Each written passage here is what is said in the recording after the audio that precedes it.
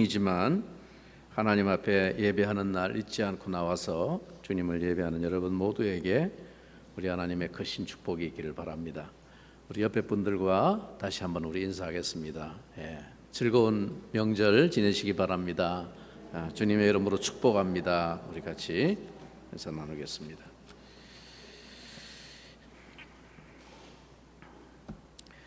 오늘 아침 하나님께서 우리에게 주시는 말씀 사도행전 9장 32절부터 43절까지의 말씀입니다. 사도행전 9장 32절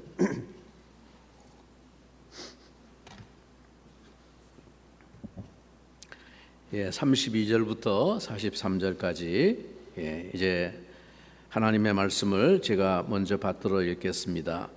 그때에 베드로가 사방으로 두루 다니다가 루따에 사는 성도들에게도 내려갔더니 거기서 애니아라 하는 사람을 만나매 그는 중풍병으로 침상 위에 누운 지 8패라.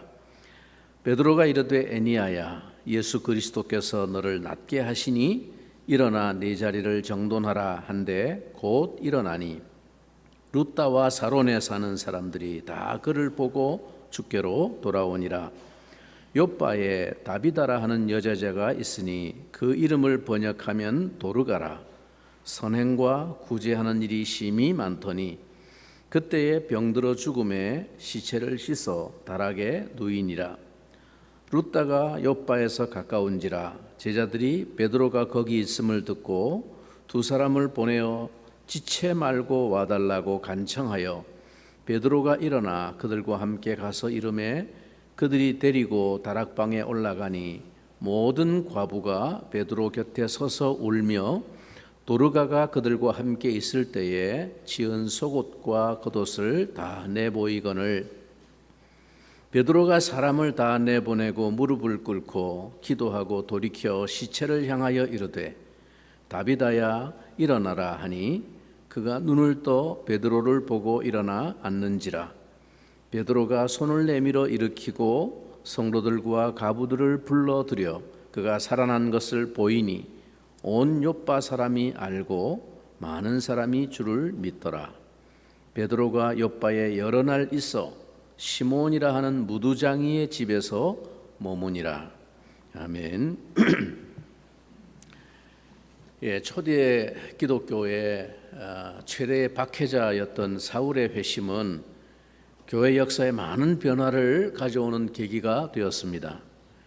그리고 그 박해로 인해서 퍼지게 된 각 지역의 복음 역사의 열매들도 든든한 뿌리를 내려가고 있었습니다. 우리가 지난 시간 살펴보았던 마지막 절 31절에 그 상황을 이렇게 소개했습니다. 그리하여 온 유대와 갈릴리와 사마리아 교회가 평안하여 든든히 서가고 주를 경외함과 성령의 위로로 진행하여 수가 더 많아지니라. 사울의 회심 사건이 있고 난 후에 3년이 지나서 이 사울이 예루살렘을 방문했을 때 바나바의 소개로 사울이 베드로를 만났다라는 사실을 통해서 베드로가 이때까지도 예루살렘에 머물러 있었음을 알 수 있습니다. 사마리아의 복음 전도 역사가 일어나고 사방으로 복음이 퍼져나가는 역사가 진행되는 가운데서도 베드로를 위시한 사도들은 그 3년이나 지나는 세월 동안에도 여전히 예루살렘에 있었다는 사실을 알 수가 있죠.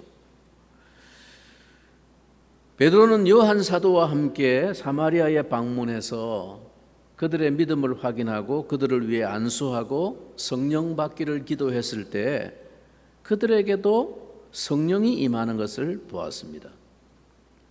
성령께서 주도해 나가시는 복음의 역사는 이제 거스를 수 없는 상황의 변화를 나타내고 이 상황의 변화는 베드로로 하여금 하나님의 사역에 관한 새로운 시야를 열게 하는 계기가 되었습니다.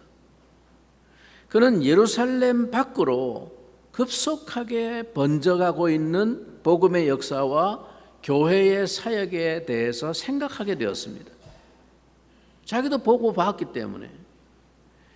이제는 온 유대와 갈릴리와 사마리아에 주의 교회가 든든히 서가고 있었으며 이 기운은 계속해서 그 범위를 넓혀가고 있었습니다. 여기저기에 세워진 이 신생 교회들은 그들을 견고하게 서도록 지도해 줄 목회적 지도자를 필요로 하고 있었습니다. 사도들은 이제 더 이상 예루살렘만의 사도로 머무를 수는 없었습니다. 상황이 그렇게 흘러가고 있었습니다. 그래서 베드로의 오늘 본문부터 소개되어지는 이 베드로의 새로운 행적은 이와 같은 성령께서 주도하신 일련의 복음 역사의 변화와 새로운 전개에 부응하기 위한 것이었습니다. 자, 오늘 32절 이렇게 이야기가 시작됩니다. 그때에, 자, 이런 역사들이 많이 번져가고 지금 확산되고 있고 교회들이 세워져 가고 있고 하던 그때에 베드로가 사방으로 두루 다니다가 룻다에 사는 성도들에게도 내려갔더니, 자, 그는 사방으로 두루 다녔다고 말합니다. 그동안 긴장하며 시달렸던 사역에서 잠시 좀 휴식을 하기 위해서 베드로가 팔도 유람을 떠났다, 그런 말이 아닙니다. 그에게 밀려오는 새로운 사역의 요구는 이제 순회 설교 사역이었다고 말할 수 있습니다. 여기저기에 새롭게 생겨난 교회들을 순회하면서 그들에게 설교하고 견고하게 세우는 일이 그에게 닥친 새로운 사역의 필요였습니다. 오늘 본문은 그의 이 새로운 사역의 한 부분을 소개하고 있습니다. 여러 마을과 도시에 생겨난 믿음의 공동체를 두루 다니며 순회 사역을 하는 중에 오늘 본문의 룻다에서 일어난 한 사건을 소개합니다. 이 룻다는 예루살렘을 기점으로 해서 보면 예루살렘에서 약 40km 정도 떨어져 있는 이 지중해 연안 쪽에 가까운 도시였습니다. 룻다에 사는 성도들에게도 내려갔더니, 말하자면 그 룻다에도 이미 성도들이 있었다는 것이죠. 그럼에도 불구하고 12명의 사도들은 한결같이 오랫동안 예루살렘에만 집중되어 있었던 것입니다.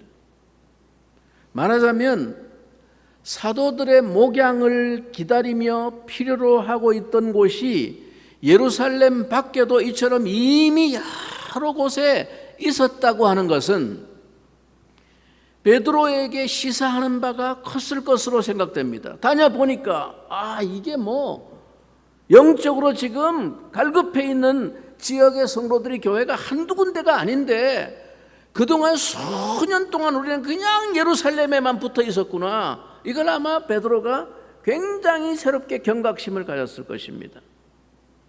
주께서 마지막에 베드로에게 당부하시던 그 일, 즉 내 양을 먹이라 라고 말씀하시던 그 일을 생각하면서 그의 순회 사역은 남다른 감회가 있었을 것입니다. 그런데 오늘 본문은 이렇게 사방으로 두루 행하던 베드로의 그 사역 가운데 주로 서쪽 해안 지역의 두 도시에 대한 사역을 소개하고 있습니다. 이 룻다와 욥바에는 이처럼 이미 주님의 성도들이 살고 있었습니다. 자, 그러면 이들은 어떻게 해서 생겨난 성도들이었을까요? 누가 가서 전도했을까요? 거기를 사도들도 아무도 안 갔는데. 일단 우리가 추측할 수 있는 것은 오순절날 성령 강림 시의 역사와 연관지을 수 있을 것입니다. 그때 예루살렘에 모여든 각 처의 사람들이 오순절 역사를 목격했고 베드로가 거리로 나가 설교하는 말씀을 듣고 회심한 일이 있었습니다. 형제들아 우리가 어찌할꼬 하면서 그날 회개하고 돌아온 많은 사람들이 있었습니다. 절기가 끝나고 그들은 고향으로 돌아가서 여전히 이 믿음을 지켰고 또는 복음을 전했을 것입니다. 우리는 그 역사의 열매들을 사도행전의 여러 곳에서 앞으로 발견하게 됩니다. 바울이 이방 지역에 선교하러 복음을 전하러 갔는데 이상하게 가는 도성마다 대부분 이미 그곳에 있던 제자들을 만나 교제하며 도움을 얻는 일들이 왕왕 있었음을 봅니다. 바울이 선교도 아직 안 했는데 가보니까 이미 주님의 제자들이 있어서 그들의 도움을 받고 그들이 위기에서 구출해주고 막 이런 일들이 일어났다는 거예요. 그럼 그 사람들은 언제 믿었나? 누가 전도했나? 이런 우리가 의문을 가지게 되죠. 근데 보다 직접적으로 집사 빌립의 행적에 관한 기록을 우리가 생각할 필요가 있습니다. 앞에 8장에서 박해를 피해 예루살렘을 떠난 빌립이 사마리아에 가서 복음을 전한 일과 그 사역의 결과를 살펴보았습니다. 많은 무리가 믿고 세례를 받았고 사도들이 내려와서 안수하고 기도함으로 성령을 받는 부흥이 일어났습니다. 그리고 빌립은 성령의 이끌림을 받아서 가사로 내려가는 길에서 에디오피아 네시에게 복음을 전합니다. 그때 네시가 세례를 받고 올라왔을 때 성령께서 또다시 빌립을 어디론가 훌쩍 이끌어 가셨습니다. 사도행전 8장 40절은 이렇게 기록합니다. 빌립은 아소도에 나타나 여러 성을 지나다니며 복음을 전하고 가이사랴에 이르니라. 여기 아소도에 나타나 여러 성을 지나다니며 복음을 전하고 가이사랴에 이르렀다고 했습니다. 그러니까 빌립이 아소도에서 아스돗 남쪽 해안 지역인 아스돗에서 조금 더 북쪽 지역에 있는 가이사랴까지 그 가는 길에 그 중간에 여러 성을 지나면서 복음을 전한 바로 그 길목에 오늘 본문에 소개되는 룻다와 욥바가 자리 잡고 있습니다.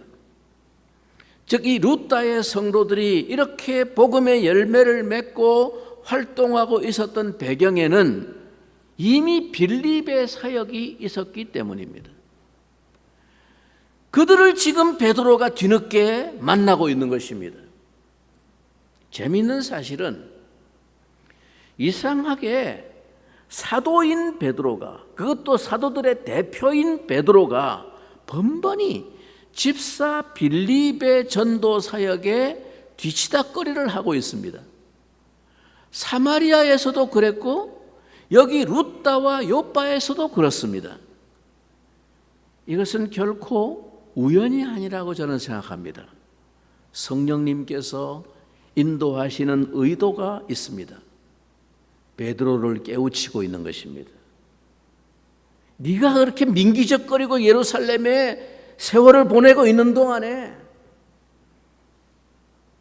하나님의 성령께서는 기다릴 수 없어. 이미 다른 사람들을 통해서 이런 역사가 일어나고 진행되고 있다는 사실을 베드로에게 깨우치고 있는 것입니다.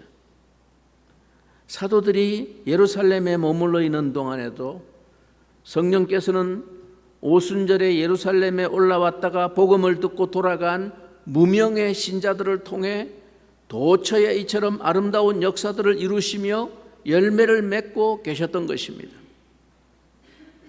여러분, 여기서 우리는 생각해야 합니다.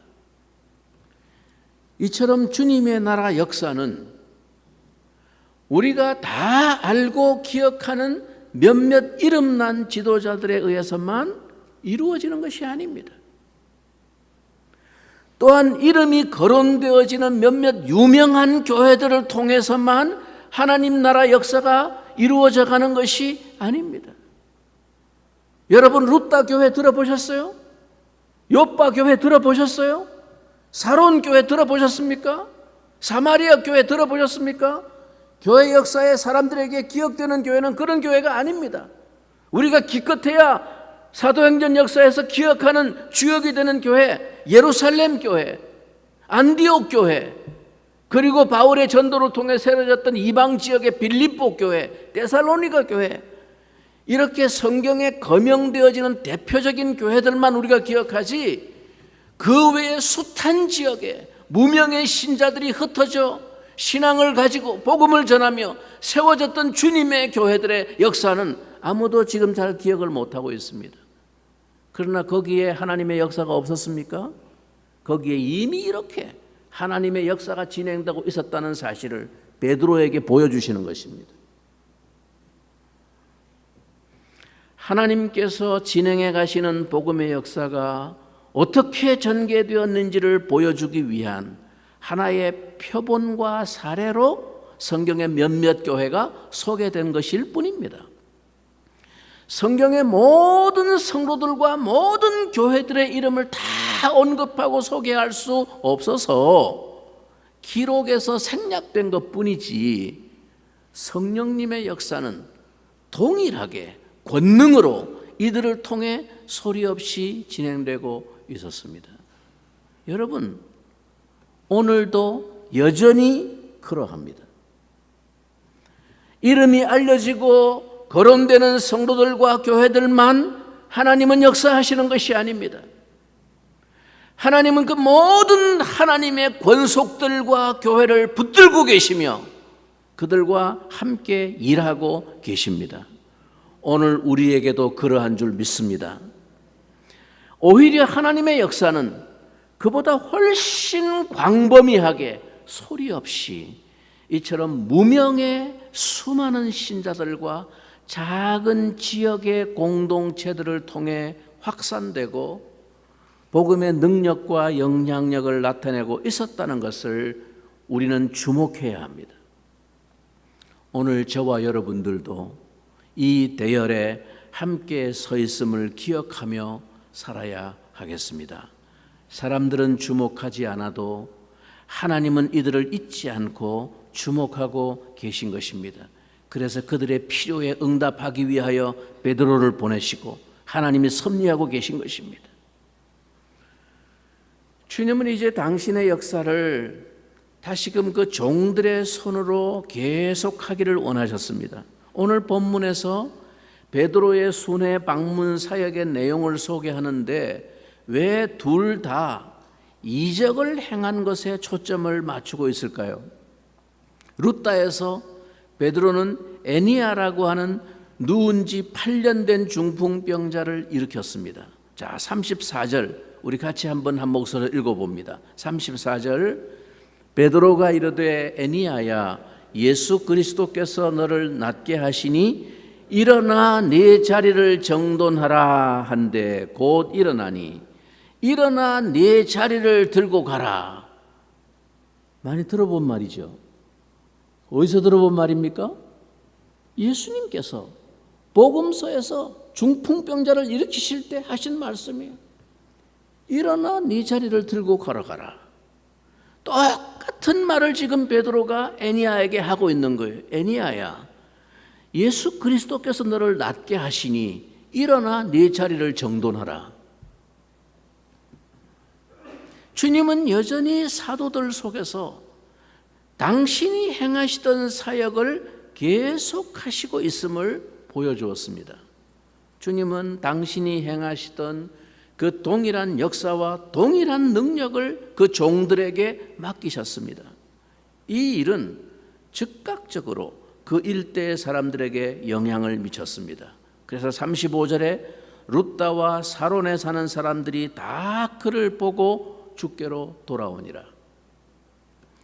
욥바는 룻다에서 약 16km 정도 조금 더 북쪽으로 북서쪽으로 지중해 연안에 붙어있는 항구 도시였습니다.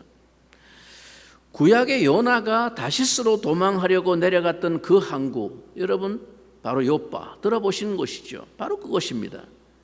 그런데 그 욥바에 살고 있던 여제자, 주님을 따르던 여제자 다비다라고 하는 사람이 구제하는 일로 많은 사람들의 칭송을 받으며 아름다운 소문을 얻고 있는 성도였습니다. 36절에 욥바에 다비다라 하는 여제자가 있으니 그 이름을 번역하면 도르가라. 선행과 구제하는 일이 심히 많더니, 한두 번 그냥 구제 한번 한 것이 아니에요. 그냥 거의 습관적으로 굉장히 이 일을 많이 했다는 거예요. 중요한 것은 이곳 욥바에도 성령 공동체가 역사하고 있었다는 사실입니다. 예루살렘 공동체에서 나타났던 그 성령의 열매가 이곳에서도 동일하게 역사하며 사람들의 칭송을 받고 있었던 것입니다. 선행과 구제하는 일이 힘이 많더니. 여러분, 성령께서 일하시는 곳에는 언제나 이처럼 아름다운 칭송의 열매가 있습니다. 저는 우리 공동체 안에도 이와 같은 성령의 일하시는 열매가 힘이 많아서 칭송을 받으며 아름다운 소문이 나게 되기를 바랍니다. 저는 우리 교회가 이제는 좀 구체적으로 이웃을 위해 손을 내미는 선행과 구제의 마음을 기울였으면 좋겠습니다.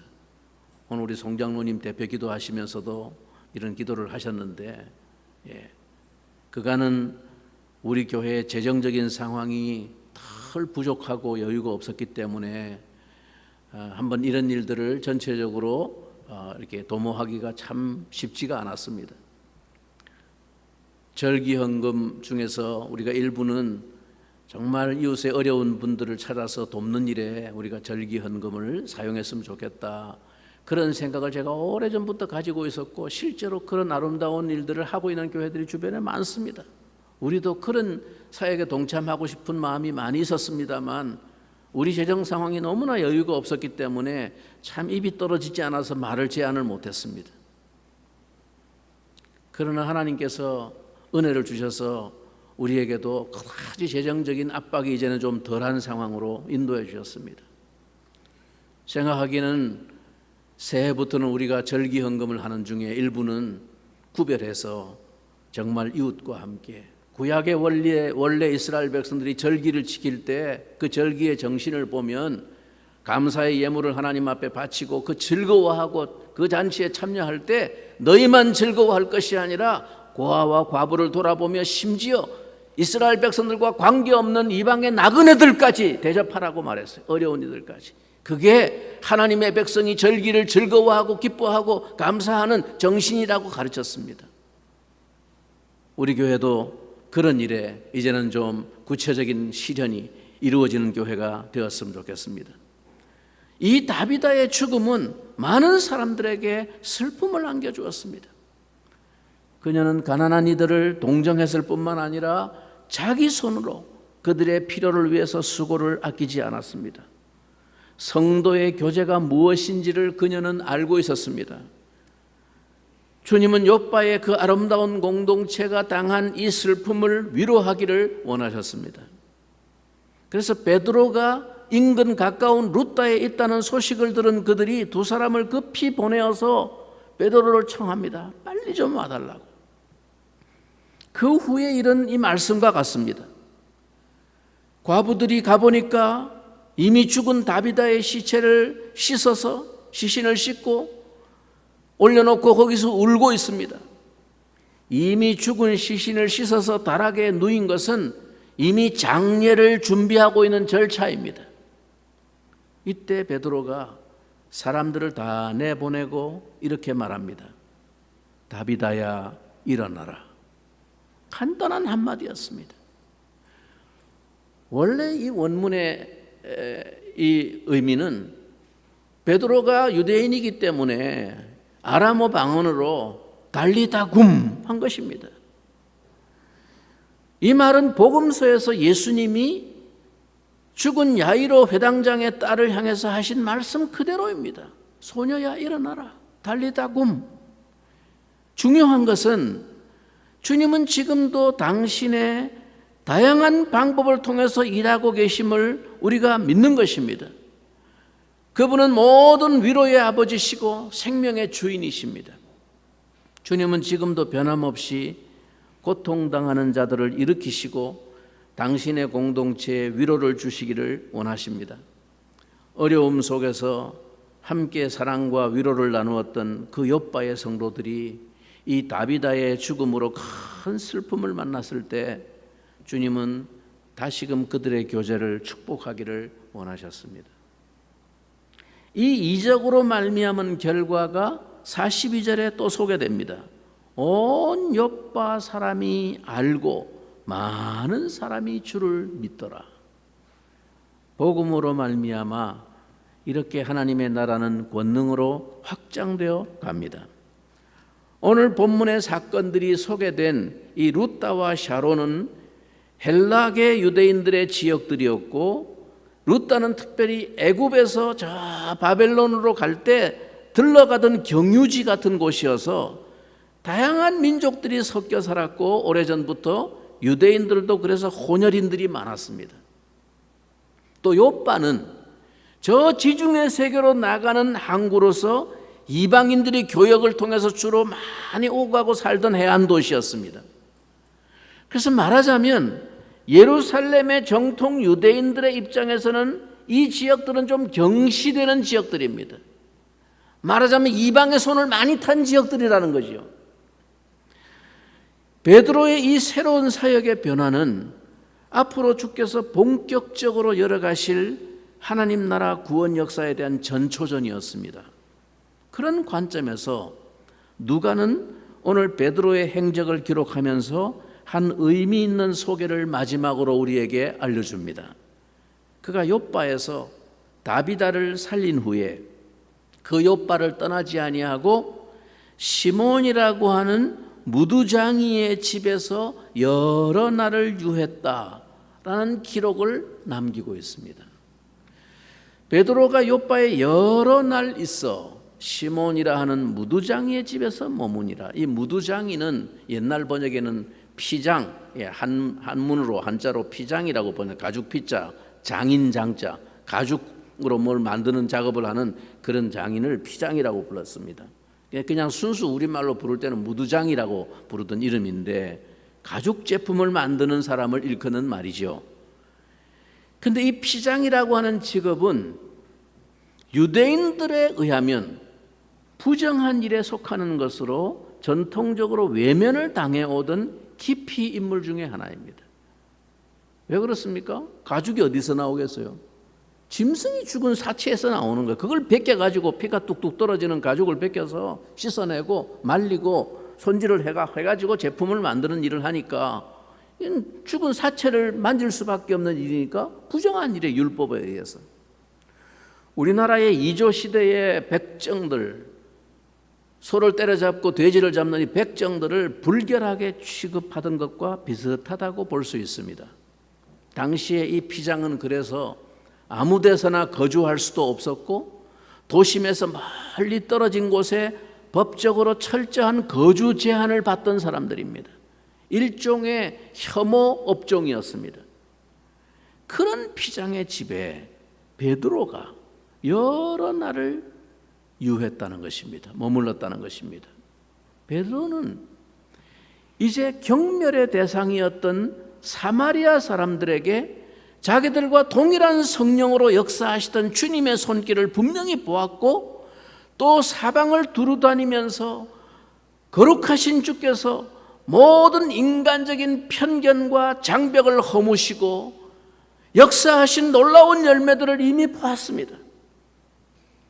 사방에 주님의 사랑하는 양들이 자라고 있는 것을 보았습니다. 이곳 욥바에서도 전에는 도무지 가까이 하지 않았던 이 피장 무두장이도 주님의 공동체의 양으로 한 공동체 안에 들어와 있는 것을 보게 된 것입니다. 그 욥바의 신자 공동체 교인 가운데 무두장이 직업을 가진 사람도 한 형제로 있는 거예요. 그래서 그 형제 집에 가서 유숙하게 된 것입니다. 이제 복음은 유대인의 울타리를 넘어 인종과 민족의 장벽뿐만 아니라 사회의 신분의 장벽도 넘어서고 있었습니다. 진정으로 그리스도 예수 안에서 모든 사람이 한 몸을 이루고 만물을 통일되게 하시는 구속의 역사가 실현되고 있는 것이죠. 이러한 편견의 장벽이 조금씩 벗어지게 될 즈음에 결정적으로 하나님은 이방인인 로마 백부장 고넬료의 집으로 베드로를 강권적으로 인도하십니다. 그리고 그들에게 똑같은 성령의 역사가 임하는 것을 목격하게 됩니다. 오늘 본문의 사건들은 구원과 복음의 역사에 있어서 사회적인 통념과 종교적인 편견에 붙잡혀 있던 베드로와 유대인 신자들의 편견 깨기의 과정이었습니다. 베드로가 먼저 이런 과정을 경험하게 된 것은 그가 초대교회의 중심 인물이었기 때문입니다. 주님은 일련의 과정들을 통해서 서서히 베드로의 의식 개혁 작업을 이루고 계셨던 것입니다. 그것은 더 큰 주님의 환상을 보기 위한 하나의 예비 단계였습니다. 이후에 사도행전 15장에서 사도 바울의 선교로 말미암은 이방인 신자들을 어떻게 받아들일 것인가에 대한 갈등과 논쟁이 발생했을 때 베드로가 이 일련의 경험들을 바탕으로 바울의 손을 들어줍니다. 그 논란의 종지부를 찍는 판단의 근거에 이러한 경험들이 있었기에 가능한 일이었습니다. 또한 훗날 사도 바울은 이와 같은 부인할 수 없는 확실한 성령의 역사에 대한 경험을 근거로 해서 이 놀라운 복음의 진수를 힘있게 증언하게 됩니다. 갈라디아서 3장 27절 28절에 바울은 힘있게 이렇게 복음을 선포합니다. 누구든지 그리스도와 합하기 위하여 세례를 받은 자는 그리스도로 옷 입었느니라. 너희는 유대인이나 헬라인이나 종이나 자유인이나 남자나 여자나 다 그리스도 예수 안에서 하나이니라. 여러분 믿으십니까? 아니 믿는 게 아니라 정말로 여러분이 그렇게 받아들이시냐 이거예요. 여러분 이것이 주께서 우리에게 허락하신 은혜의 복음입니다. 이 은혜의 부르심에는 어떠한 차별도 조건도 존재하지 않습니다. 주님이 그의 십자가로 무너뜨리신 인간 사이의 그 뿌리 깊은 편견과 차별의 장벽을 다시 세우고 구별하려는 모든 마음과 행위는 다 죄악입니다. 바울은 에베소서 2장에서 교회를 이렇게 설명합니다. 에베소 2장 14절 이하에 그는 우리의 화평이신지라 둘로 하나를 만드사 원수된 것 곧 중간에 막힌 탐을 자기 육체로 허시고 법조문으로 된 계명의 율법을 폐하셨으니 이는 이 둘로 자기 안에서 한 세 사람을 지어 화평하게 하시고 또 십자가로 이 둘을 한 몸으로 하나님과 화목하게 하려 하심이라. 원수된 것을 십자가로 소멸하시고 그러므로 이제부터 너희는 외인도 아니요 나그네도 아니요 오직 성도들과 동일한 시민이요 하나님의 권속이라. 그의 안에서 건물마다 서로 연결하여 주 안에서 성전이 되어가고 너희도 성령 안에서 하나님이 거하실 처소가 되기 위하여 그리스도 예수 안에서 함께 지어져 가느니라. 이것이 교회라고 바울은 설명합니다. 여러분 이것이 교회입니다. 이것이 교회의 영광이요 교회에 허락된 은혜와 축복입니다. 무슨 말입니까? 인간 사이에 존재하던 그 어떤 조건도 없이 조건 없이 값 없이 차별 없이 받은 이 은혜를 우리가 서로 그 알량한 자랑과 구별의식으로 다시 그것을 허물어뜨린다면 우리는 주님의 은혜의 반역자들이 될 것입니다. 교회 안에서 그 어떠한 것도 우리를 구별짓고 선을 긋는 근거가 될 수 없습니다. 재물의 많고 적음, 배우고 못 배우고, 이 지역 출신 저 지역 출신, 먼저 온 사람 나중 온 사람, 남자 여자, 또한 직분이 있고 없고 조차도 서로를 구별하는 근거가 되어서는 안 됩니다. 그것은 복음이 아닙니다. 직분은 교회에서 구별을 위해 주신 것이 아니라 섬김을 위해 주신 것일 뿐임을 언제나 뼈에 새겨야 합니다. 직분은 교회 안에서 무슨 구별된 특권이 아닙니다. 오로지 교회의 일을 맡기기 위해 세워진 봉사자일 뿐입니다. 우리는 서로를 사랑해야 합니다. 한 아버지의 자녀들로, 한 권속으로 함께 주님의 처소로 지어져가는 성전으로 세워져가는 지체들입니다. 우리 서로를 그렇게 바라보며 애틋하고 귀히 여기며 서로의 약함을 보듬어주며 오직 우리 안에서 그분이 이루신 은혜만 자랑이 되는 그러한 성령으로 충만한 교회가 되어가기를 간절히 소원합니다. 이것이 우리가 믿는 은혜의 복음을 우리의 모습으로 증명하는 일입니다. 주께서 이끄시는 역사를 따라 순종하며 마음을 여는 종들에게 주님은 당신의 놀라운 계획들을 보게 하시며 새로운 환상, 더 큰 비전을 보게 해 주실 것입니다. 그래서 마침내 그들을 통해 당신의 크신 역사를 이루게 하실 것입니다. 주께서 우리에게 보여주시는 큰 환상을 보는 자리에 여러분 모두가 서게 되기를 바랍니다. 더 큰 주님의 역사에 수종드는 제자들이 되도록 주께서 우리 모두를 깨우쳐 주시기를 주님의 이름으로 축원합니다. 우리 같이 한번 기도하겠습니다.